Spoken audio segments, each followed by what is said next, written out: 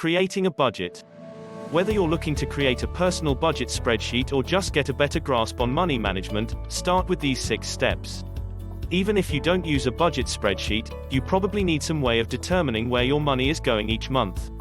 Creating a budget with a template can help you feel more in control of your finances and let you save money for your goals. The trick is to figure out a way to track your finances that works for you. The following steps can help you create a budget. Step 1. Note your net income. The first step in creating a budget is to identify the amount of money you have coming in. Keep in mind, however, that it's easy to overestimate what you can afford if you think of your total salary as what you have to spend. Remember to subtract your deductions, such as for Social Security, taxes, 401k and flexible spending account allocations, when creating a budget worksheet. Your final take-home pay is called net income, and that is the number you should use when creating a budget. If you work freelance or part-time, we've put together some tips for managing a regular income. Tip: if you have a hobby or a talent, you may be able to find a way to supplement your income. Having an extra source of income can also be helpful if you ever lose your job. Step 2. Track your spending. It's helpful to keep track of and categorize your spending so you know where you can make adjustments. Doing so will help you identify what you are spending the most money on and where it might be easiest to cut back. Begin by listing all your fixed expenses. These are regular monthly bills such as rent or mortgage, utilities or car payments. It's unlikely you'll be able to cut back on these, but knowing how much of your monthly income they take up can be helpful. Next, list all your variable expenses, those that may change from month to month such as groceries, gas and entertainment. This is an area where you might find opportunities to cut back. Credit card and bank statements are a good place to start since they often itemize or categorize your monthly expenditures. Tip: record your daily spending with anything that's handy, a pen and paper, an app or your smartphone. Step 3. Set your goals. Before you start sifting through the information you've tracked, make a list of all the financial goals you want to accomplish in the short and long term. Short-term goals should take no longer than a year to achieve. Long-term goals, such as saving for retirement or your child's education, may take years to reach. Remember, your goals don't have to be set in stone, but identifying your priorities before you start planning a budget will help.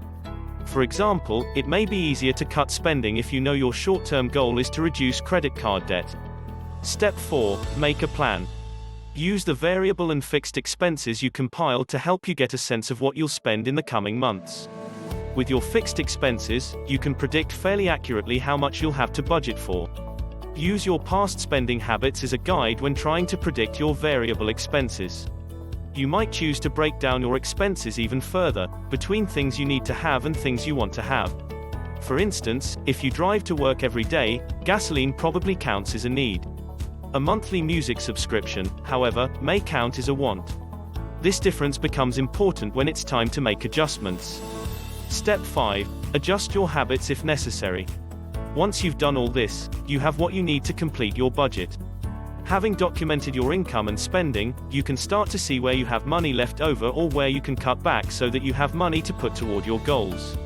Want to have expenses are the first area to look for spending cuts. Can you skip movie night in favor of a movie at home? Try adjusting the numbers you've tracked to see how much money that frees up. If you've already adjusted your spending on wants, evaluate your spending on needs. You may need internet at home, but do you need the fastest available? Lastly, if the numbers still aren't adding up, you can look at adjusting your fixed expenses. Doing so will be much more difficult and require greater discipline, but on close inspection at need may just be hard to part with. Such decisions come with big trade-offs, so make sure you carefully weigh your options. Tip: small savings can add up to a lot of money, so don't overlook the little stuff.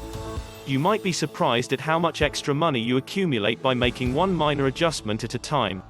Step 6. Keep checking in. It's important that you review your budget on a regular basis to be sure you are staying on track. You can also compare your monthly expenses to those of people similar to you. Few elements of your budget are set in stone. You may get a raise, your expenses may increase, or you may have reached your goal and want to plan for a new one. Whatever the reason, keep checking in with your budget following the steps in this video. Thank you for watching this. If you find this video informative, do like and subscribe and let us know in the comment below about sharing your thought in this. See you in the next video, and until then stay tuned to aid the student.